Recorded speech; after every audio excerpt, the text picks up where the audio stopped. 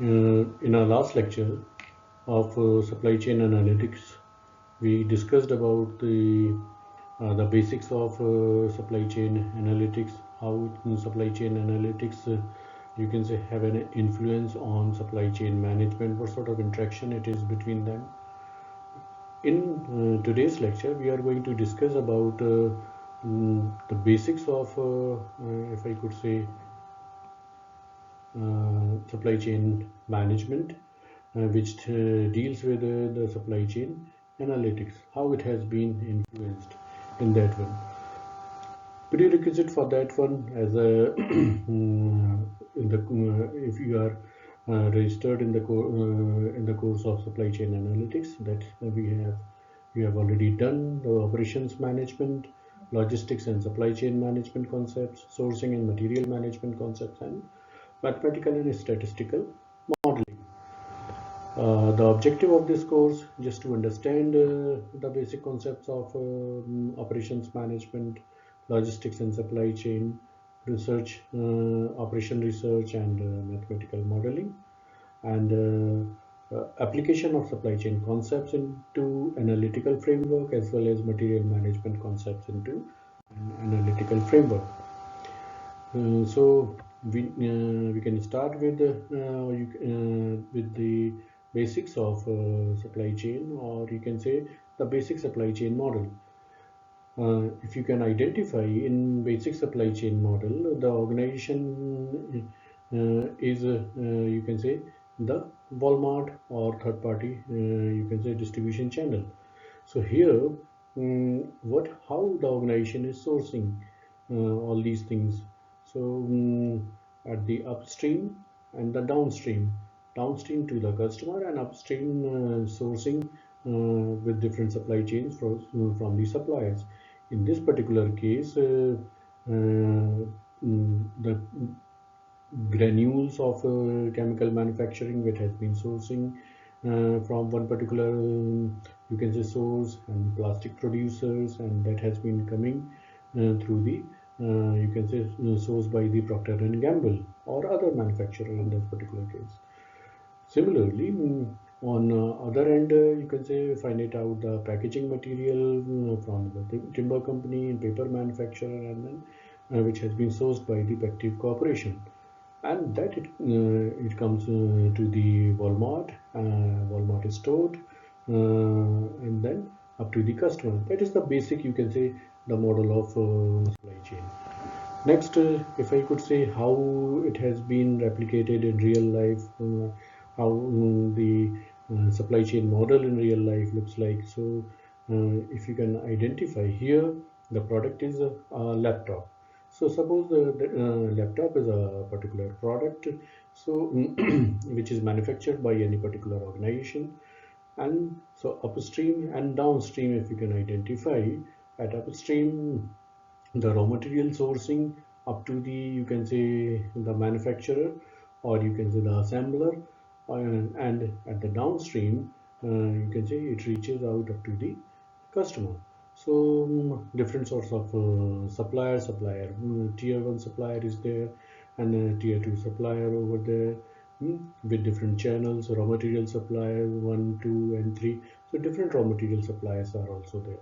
And then the in laptop, the component like keyboard, which has been sourced in, and keyboard needs plastic granule to manufacture that one, and plastic granules comes through the you can say the crude oil. So in that way you can have the broader, or you can say upstream supply chain, each and every aspect of you can say the material which is required over there. Later on, at the downstream, which you can identify here through the wholesaler to retailer, different retailers, and up to the end customer, it has been reaching it out. And if we talk about the component, so from the laptop, it is a computer wholesaler, and then it stores and up to the customer. So in that way, you could understand the thing.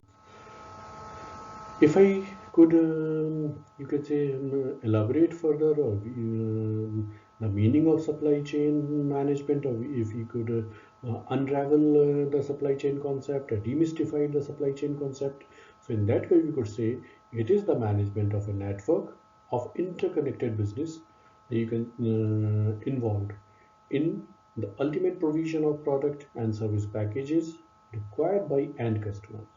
It spans all movement and stores of raw material, work in process inventory, and finished goods from point of origin to point of consumption. So if you can find it out here, it starts from the demand, then source, make, deliver, and use. So these are the different components or different stages over there. If at the demand side, you can say find it out. The channel start from the channel strategy, product characteristics, service levels, market types and dynamics, integration level with the customer, and predictability to transparency. Source from the demand to source supplier and product characteristics, integration level with the supplier, and sourcing channel options you can identify. Make or manufacture, technology and capabilities, knowledge and skills, cost characteristics, logistics network, and geography. So these are all the you can say elements include over here. Then move on to deliver, packaging, transportation alternatives, direct or indirect delivery. Finally, you can say when it reaches up to the customer, so return stream, spare parts, life cycle, environmental sensibility. So these are the things which you need to deal with. Okay. When we move on further, so in that way, how the supply chain management, you can say, addresses the needs of the, you can say, dedicated chain from the supplier up to the customer. So that is the one aspect. And what is the objective of the supply chain? What is the ultimate objective of the supply chain? If you can identify here, supply chain, it is related to, you can say, the supply chain surplus. So supply chain surplus is there, and then customer value minus supply chain cost. It is the difference between the customer value as well as supply chain cost. Supply chain cost, you can say, which is the cost which you can say a kind of expenditure which organization invest in, and the customer value which the organization gets in by delivering services. So if so in that way, if you can identify the difference between that one, this if the customer valued your services, it means the maximization of this one and minimization of cost, and that will give you the surplus. So in that way, you could identify the surplus means maximization of customer value and minimization of supply chain costs. So in that way, that will maximize overall value which has been created by the supply chain. In terms of, you can say, the concept of operation research or optimization. The types of different types of supply chains are there when you deals with when you delve in further. So you can identify there is a producer, distributor, wholesaler, and retailer.